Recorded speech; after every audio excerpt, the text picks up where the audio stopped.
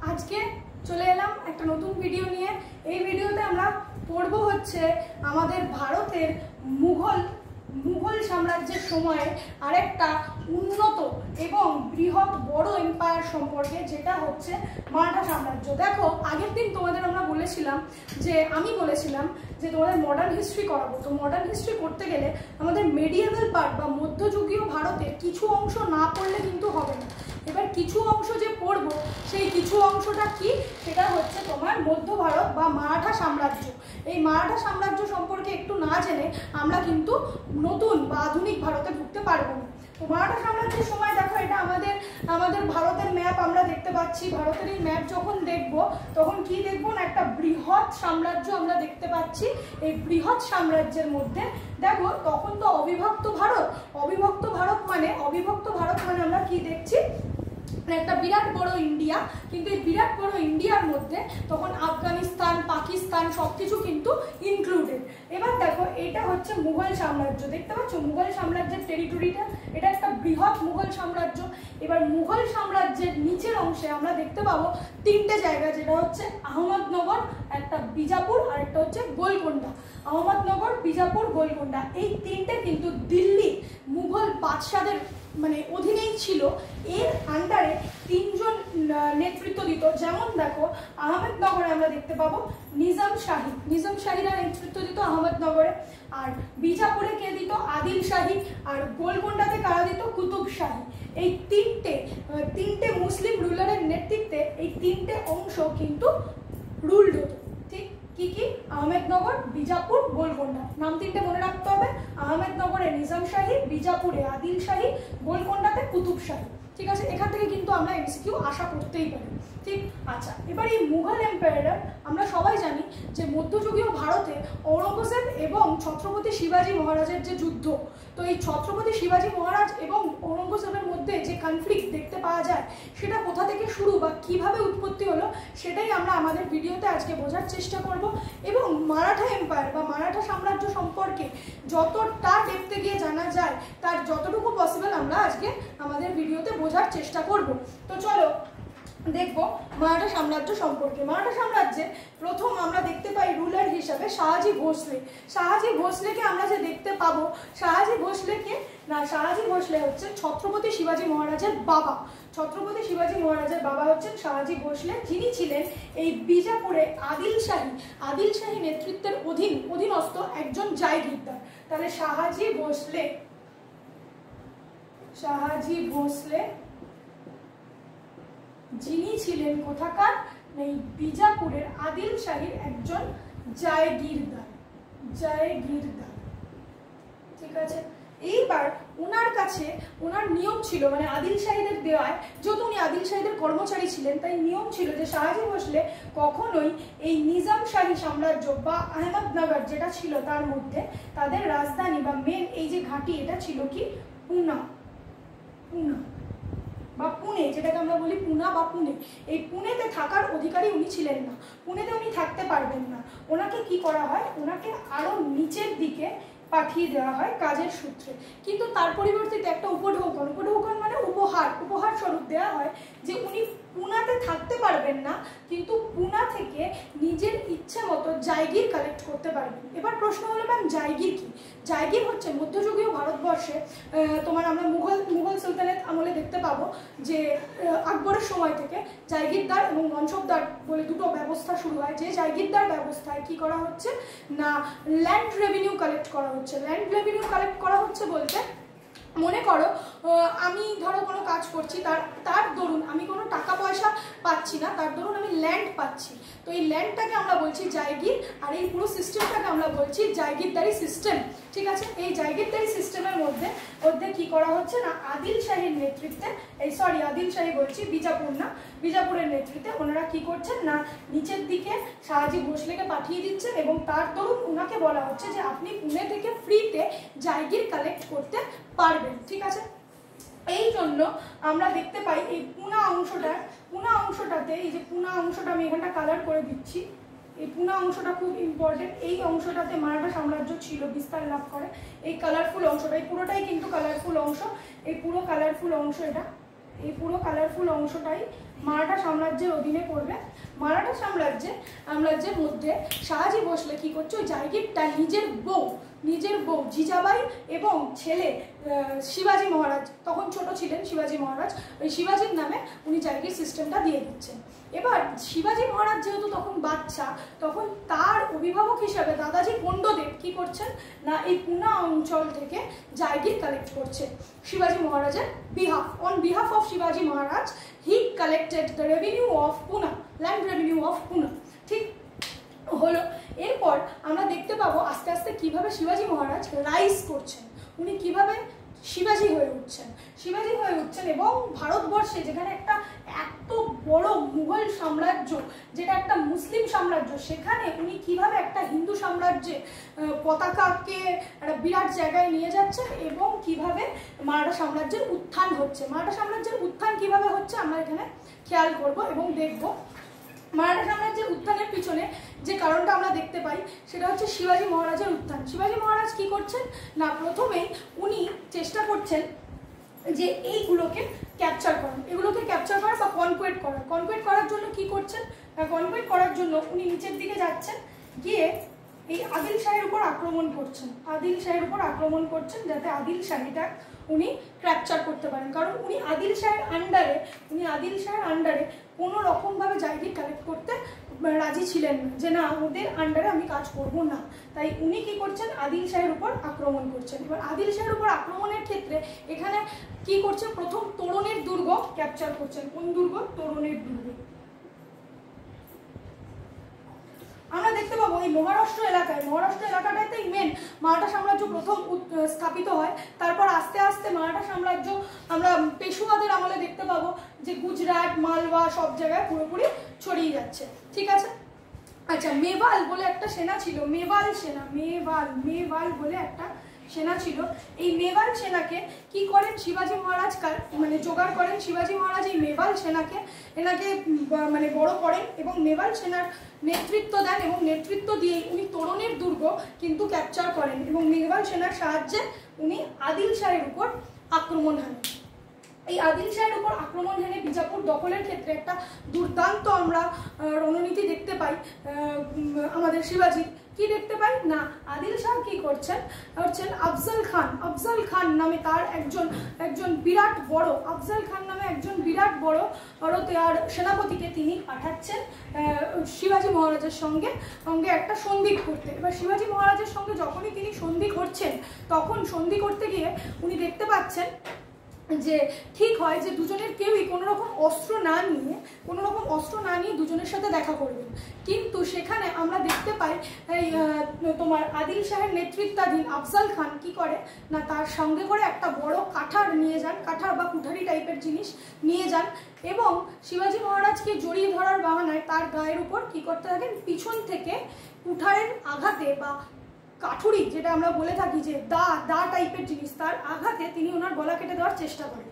কিন্তু শিবাজি মহারাজ কি করছিলেন সেই টাইমে, ভাবো কতটা বুদ্ধি সম্পন্ন ছিলেন, উনি কি করছেন না একটা লোহার বর্ম পরে ভিতরে, তারপর উনি আফজল খাঁর সঙ্গে দেখা করতে যাচ্ছেন এবং যখন আফজল খাঁ তার রণনীতিতে সাকসেসফুল হচ্ছেন না, তখন উনি কি করছেন নিজের বাঘ নখ বলতে তখন এক ধরনের জিনিস পাওয়া যেত এরকম বাঘের নখের মতো অস্ত্র, সেই বাঘের নখের মতো অস্ত্র উনি হাতে পড়ে আর ওনাকে হত্যা করছেন, আফজল খাঁকে হত্যা করছেন এবং উনি অনেকগুলো দুর্গ, প্রায় এই মহারাষ্ট্র পুনে এলাকায় 15টার মতন দুর্গ উনি কনকুয়েট করছেন, মানে উনি বাজেয়াপ্ত করে দিচ্ছেন।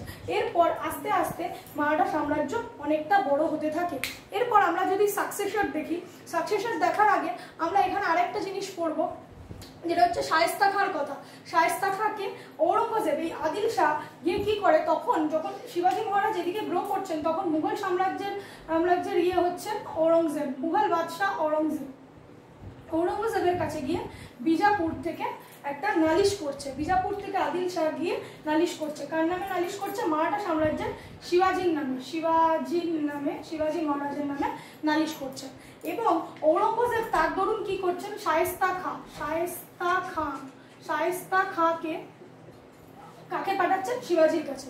শায়েস্তা খাঁ শিবাজির কাছে এলে শিবাজি কি করছে না, একটা চক্রান্ত হয় ওখানে, একটা বিরাট বড়। শিবাজি কি করেন, শায়েস্তা খাঁ শিবাজিকে বন্দি করার চেষ্টা করেন। সেই টাইমে বন্দি করার চেষ্টায় শিবাজি নিজের তলোয়ার দিয়ে শায়েস্তা খাঁর হাতের 3টে আঙুল কেটে দেন, হাতের 3টে আঙুল কেটে দেন। এবং ঔরঙ্গজেবের কাছে যখন খবরটা যায়, ঔরঙ্গজেব ব্যর্থ হয়ে শায়েস্তা খাঁকে বেঙ্গলে পাঠিয়ে দেন এবং মারাঠা সাম্রাজ্যের ঔরঙ্গজেবের সঙ্গে মানে মুঘলদের সঙ্গে মারাঠাদের একটা কনফ্লিক্ট চলতেই থাকে। এর আরও একটা কারণ আমরা হিসেবে দেখতে পাই যে ঔরঙ্গজেবের ডেকান প্ল্যান। ডেকান বলতে আমরা আমাদের ইন্ডিয়াকে উপরের দিকটাকে আমরা বলবো নর্থ ইন্ডিয়া, নিচের দিকটাকে আমরা বলবো পেনিনসুলার ইন্ডিয়া বা দক্ষিণ ভারত। এই দক্ষিণ ভারত বা পেনিনসুলার ইন্ডিয়াতে আমরা কি দেখতে পাবো না, সর্বদাই ঔরঙ্গজেব কি করতে চেয়েছেন না, অধিকার বা বাজেয়াপ্ত করতে চেয়েছেন। এবার একই রকম ভাবে আমাদের শিবাজি মহারাজ কিন্তু কখনোই চাননি যে পুরো ভারতবর্ষ মুসলিম অধীনস্থ হোক বা মুঘল সাম্রাজ্যের অধীনে চলে আসুক। তাই উনি চেয়েছেন পুরো ভারতবর্ষ একটা হিন্দু রাষ্ট্র হিসাবে গ্রো করাতে। তাই জন্য উনিও কি করেছেন, সবসময় ঔরঙ্গজেবের সাথে একটা কনফ্লিক্ট চলতেই থেকেছে। আচ্ছা, এখানে আমরা যেটা দেখতে পাবো না, তোমার শিবাজি মহারাজের কিছু নীতি দেখতে পাবো। শিবাজি মহারাজের যে নেতৃত্বাধীন সেখানে কি ছিল, অষ্টপ্রধান ছিল। অষ্টপ্রধান এর মধ্যে কারা কারা ছিলেন এটা কিন্তু খুব ইম্পর্টেন্ট, ওনার যে নীতি মানে এই অংশের নীতি। আচ্ছা, এখানে আরেকটা কথা বলে দেওয়ার যে পুনে অংশে বা মহারাষ্ট্র অংশে এই মারাঠাদের মন জয় করার ক্ষেত্রে কিন্তু শিবাজি মহারাজ অতুলনীয়। মানে এখানে যখনই কোনো বিজাপুর, গোলকোন্ডা বা মুঘলরা এসে রাজত্ব করতে চেয়েছে তারা প্রত্যেকেই কিন্তু ছিল মুসলিম। আর এখানে আমরা দেখতে পাবো মারাঠাদের যে এই পুনে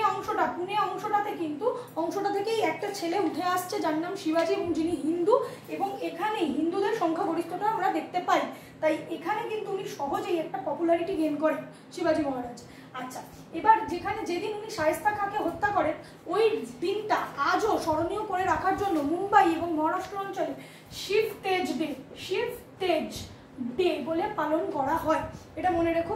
আচ্ছা, শিবাজি মহারাজকে কিন্তু মহারাষ্ট্রের লোকেরা ভগবান হিসাবে পুজো করেন।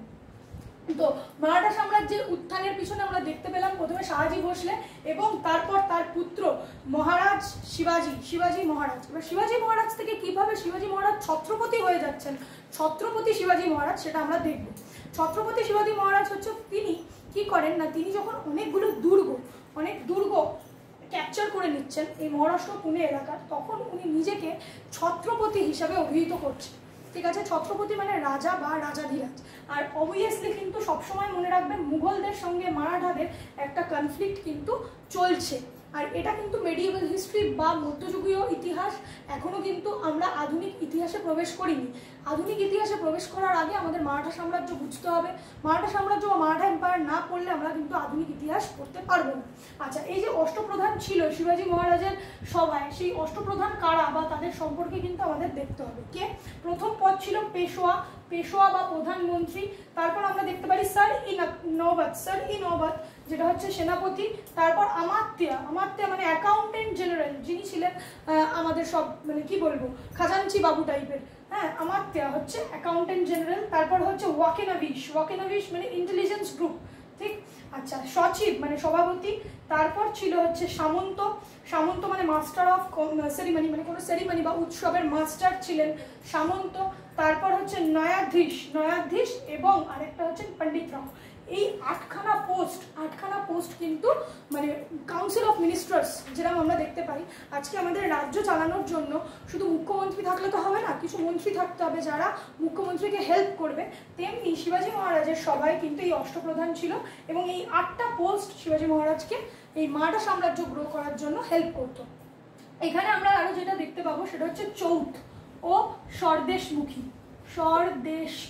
নামের দুটো কি দেখতে পাবো, কর বা রেভিনিউ ট্যাক্স কালেকশন দেখতে পাবো, চৌথ বা স্বরদেশমুখী। এটা কি করা হতো, শিবাজি মহারাজ বিশ্বাস করতেন যে লড়াই করার থেকে অন্য কোনো উপায় যদি আমরা তার আশপাশের রাজ্যগুলোকে কনকোয়ার্ট করতে পারি মানে বাজেয়াপ্ত বা দখল করতে পারি। এবার আমরা প্রথম থেকেই দেখতে পাচ্ছি পুনে ও মহারাষ্ট্র এলাকাটা ছিল মারাঠাদের ঘাঁটি। তাহলে এই অঞ্চল ছাড়া বাকি যে অঞ্চলগুলো মারাঠা সাম্রাজ্যের মধ্যে পড়তো বা মারাঠা সাম্রাজ্যের অন্তর্ভুক্ত ছিল, সেই এলাকা থেকে ওনারা কি করতেন, চৌথ ও স্বদেশমুখী নামে দুটো কর নিতেন। এছাড়াও তিনি এরকমও বলতেন যে কোনো রাজ্যকে যদি কোনো রাজ্য আমাদের চৌথ বা স্বদেশমুখী দিতে রাজি না হয় তাহলে সেই রাজ্যের উপর মারাঠারা আক্রমণ করবে।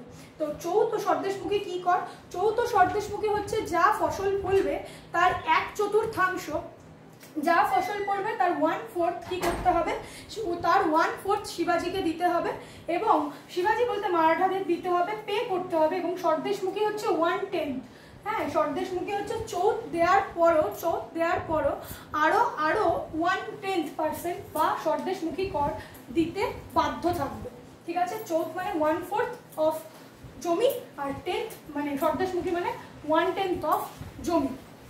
ঠিক আছে, এইটা ছিল মারাঠা সাম্রাজ্যের শিবাজির উত্থান। আচ্ছা, শিবাজি মহারাজের মৃত্যু কিভাবে হচ্ছে? শিবাজি মহারাজের মৃত্যু হওয়ার আগেও আরেকটা জিনিস যেটা দেখতে পাচ্ছি আমরা, শিবাজি মহারাজকে ঔরঙ্গজেব কি করছে, তার ছেলে সমেত, শিবাজির ছেলে ছিলেন শাম্ভজি, তাদের কি করছেন না ক্যাপচার করে রাখছেন। কোথায়? গৃহবন্দী করে রাখছেন মুঘল অন্দরমহলে।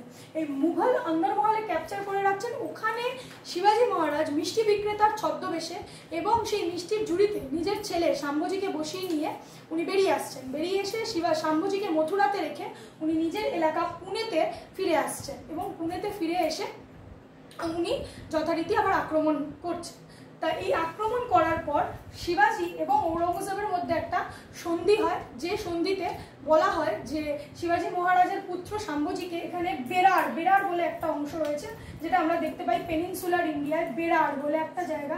আবারও বলছি, এই অংশটাকে আমরা বলবো পেনিনসুলার ইন্ডিয়া বা সাউথ ইন্ডিয়া বা ডেকান অঞ্চল, দক্ষিণ ভারত, আর উপরটা কিন্তু নর্থ ইন্ডিয়া। আচ্ছা, এই যে বেরার অঞ্চল শাম্ভজিকে দিয়ে দেওয়া হয় এবং চৌথ ও স্বদেশমুখী কালেক্ট করার উপর কোনো রকম কোনো বাধা বিপত্তি দেওয়া হয় না। ঠিক আছে, বিনা শর্তে চৌথ ও স্বদেশমুখী দখল করতে পারবেন এইরকম আদেশ ঔরঙ্গজেব দিয়ে দেন শিবাজিকে। কিন্তু ঔরঙ্গজেব এই শর্ত মানেননি এবং সন্ধি বিচ্ছেদ করেন। 2 বছর সন্ধি মানার পর তারপর সন্ধি শর্ত লঙ্ঘন হয়। তারপর শিবাজি মহারাজ আবার এই অঞ্চল সুরাট যেটা ছিল মুঘলদের অধীনে, সেই জায়গায় উনি কনকোয়ার করেন এবং হামলা করেন। এরপর আমরা দেখতে পাই ছত্রপতি শিবাজি মহারাজের মৃত্যু হয়। ছত্রপতি শিবাজি মহারাজের মৃত্যুর পর শাহুজি সিংহাসনে বসবে। শাহুজি সিংহাসনে কিভাবে বসছেন?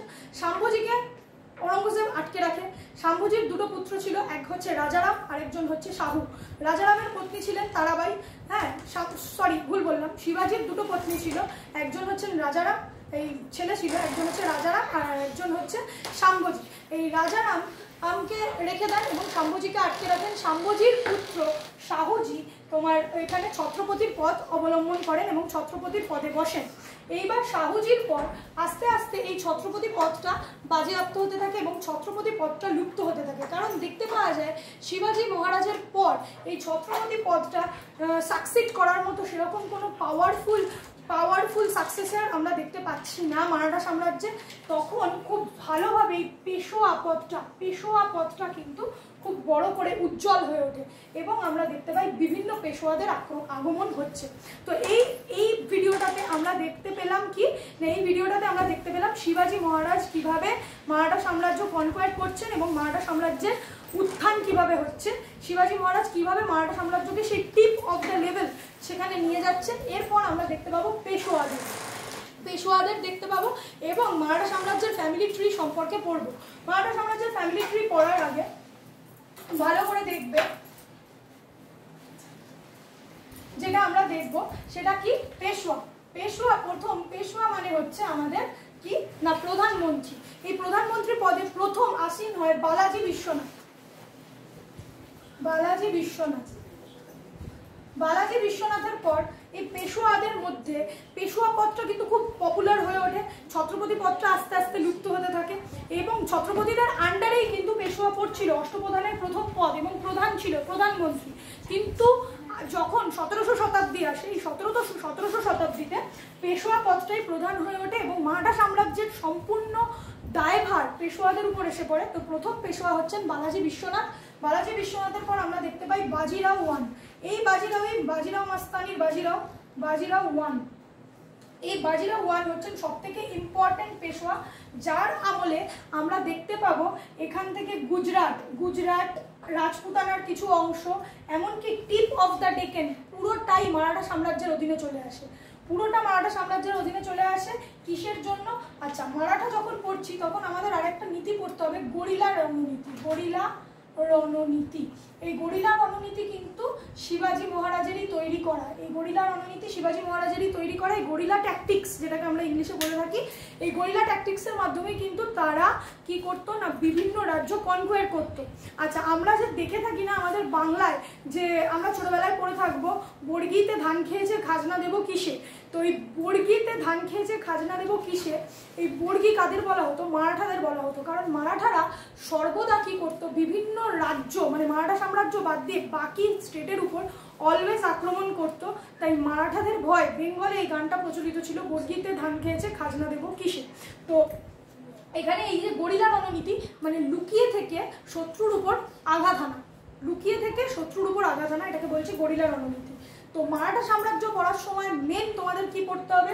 শিবাজির এই অষ্টপ্রধানের নাম, শিবাজি মহারাজের চৌথ স্বদেশমুখী কর সম্পর্কে পড়তে হবে, এই গরিলা রণনীতি সম্পর্কে পড়তে হবে, এবং এই শায়েস্তা খাঁ কে ছিলেন, শিবাজি মহারাজের বাঘনক ট্যাকটিক্স, এবং শিবাজি মহারাজের আশপাশে কোন রাজ্যগুলো ছিল, বিজাপুর, গোলকুন্ডা, বেরার, আহমেদনগর, এই জায়গাটার উপর পোর্শনটা পুরোটাই কিন্তু মুঘল।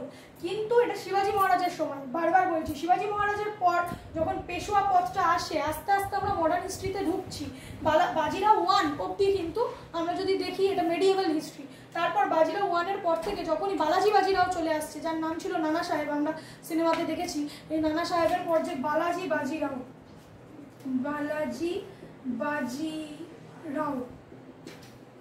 এই বালাজি বাজিরাওয়ের সময় থেকে কিন্তু এটা কিন্তু আধুনিক ভারত চলে আসছে। ঠিক আছে? আচ্ছা, বালাজি বাজিরাও, বালাজি বিশ্বনাথ, বাজিরাও ওয়ান, বালাজি বাজিরাও। তারপর আমরা দেখতে পাবো যদি ফ্যামিলি ট্রি দেখি পেশোয়াদের, বালাজি বাজিরাওয়ের পর আসছে নারায়ণ রাও, রঘুনাথ রাও, এরকম ভাবে অনেক আমরা পেশোয়াদের নাম আমরা দেখতে পাবো। তো সেটা আমরা আজকের ভিডিওতে পড়বো না, আমরা পড়বো যখন নেক্সট ভিডিওতে। এবং নেক্সট ভিডিওতে আমরা আজকের ভিডিওতে কি দেখলাম?